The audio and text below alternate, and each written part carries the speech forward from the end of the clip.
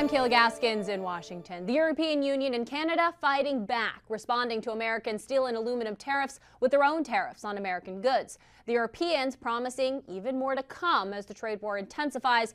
This all comes as the leader of Ireland visits Washington. As President Donald Trump sat down with Ireland's Taoiseach Micheál Martin for an Oval Office press conference, the topic of tariffs immediately coming up.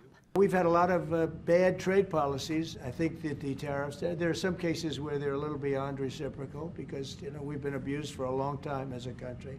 President Trump imposing 25% tariffs on all foreign steel and aluminum and all products containing those materials. The effects already ricocheting. In retaliation, the EU increasing tariffs on American-made boats, bourbon, and motorcycles, promising more to come. The European Union must act to protect consumers and business. On Wednesday, President of the European Commission, Ursula von der Leyen, saying the EU does not want this fight. Tariffs are taxes. Will these policies be worth it if they lead to a recession, even a short-term recession? These policies are the most important thing America has ever had. So it is worth it. It is worth it. Meanwhile, Canada also entering the ring, announcing over $20 billion in retaliatory tariffs on American goods. This comes the day after Canada and the U.S. reached an understanding to avoid a 25% surcharge on Americans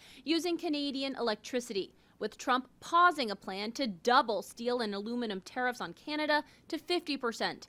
As for China, Trump initially slapped a 10% tariff on all Chinese goods, then doubled that to 20% earlier this month. In response, China increasing tariffs on American farm products by 15%.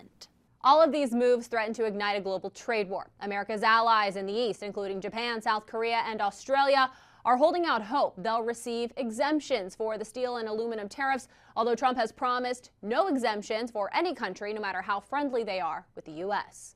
In Washington, I'm Kayla Gaskins.